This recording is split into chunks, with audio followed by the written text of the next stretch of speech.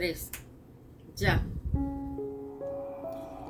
Bueno, como les comentaba en el video anterior, que fue un enredo, porque mandé para el carajo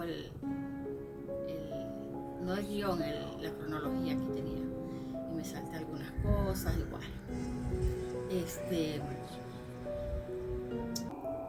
Les comentaba que siempre desde niños en mi familia se hablaba sobre el tema de que hay algo más allá de lo que los ojos pueden ver.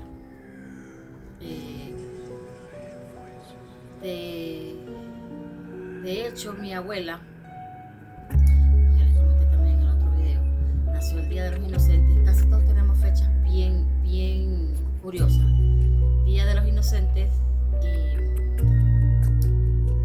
y le pusieron de nombre Mística.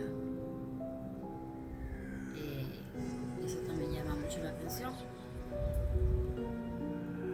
porque pienso que la mamá de mi abuela también estaba como conectada con el tema, porque no era un nombre común para la época, y el significado que carga ese nombre, pues. Bueno, de mi abuela les cuento que ella le rezaba mucho a las almas del purgatorio, con el motivo de que encontraran la luz. Era lo que ella decía, pero claro, yo estaba pequeña, pero yo escuchaba. Estaba pequeña, pero como que yo tenía todas mis antenas en todo, pues.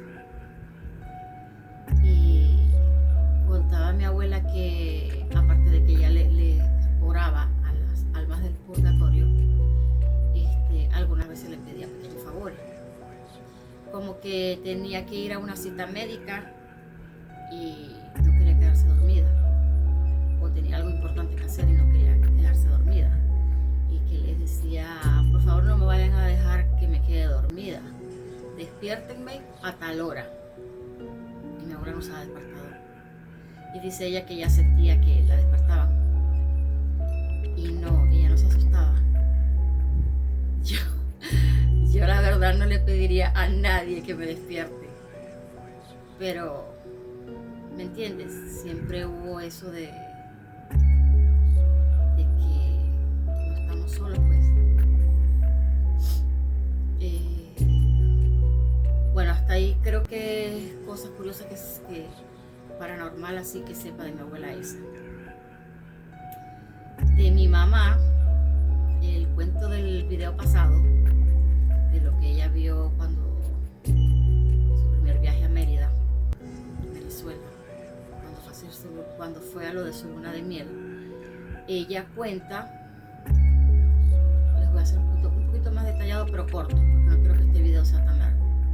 Ella cuenta que como se fueron por vía El Páramo, es una vía más larga, un poquito más larga para llegar a Mérida, pero los paisajes son muy bonitos. Y pues claro, ellos recién casados, románticos, querían disfrutar del paisaje, de las montañas, de todo. Cuenta mi mamá que no era tan tarde cuando pasó eso, dice que eran como las 6 de la tarde, que ella se recuesta así al carro, pero con la cabeza mirando para afuera, para poder seguir viendo el paisaje. Y dice que de repente vio en las montañas un ser como de 4 metros, que su torso estaba descubierto, pero que su espalda era como la de un jugador de fútbol americano, y que la parte de abajo sí estaba cubierta como con una especie de taparrabo así muy rústico, como de piel, y que venía caminando, pero caminaba rápido. No era que caminaba rápido, era como que sus piernas eran lo bastante largas como para avanzar rápido. Y ella dice: ¿qué es eso? Y le pregunta a mi papá: ¿estás viendo eso? Claro, mi papá va pendiente de la vía, y es una vía peligrosa porque son muchas curvas. Y dice, no, yo no puedo ver, yo estoy aquí pendiente de la carretera.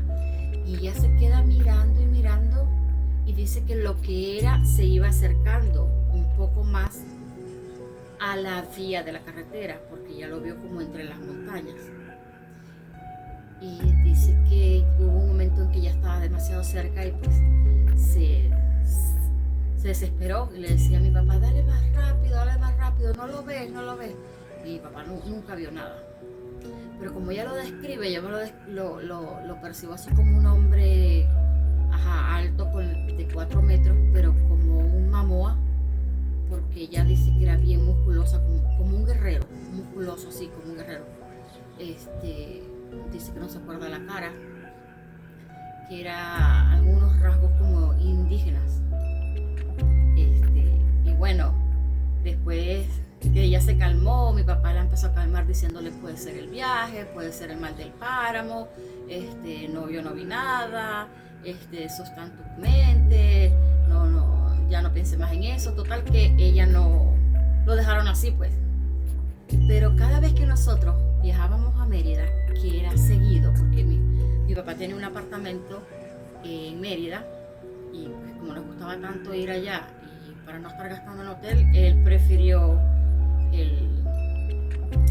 el detallito de comprarse un apartamento para no tener que pagar hotel.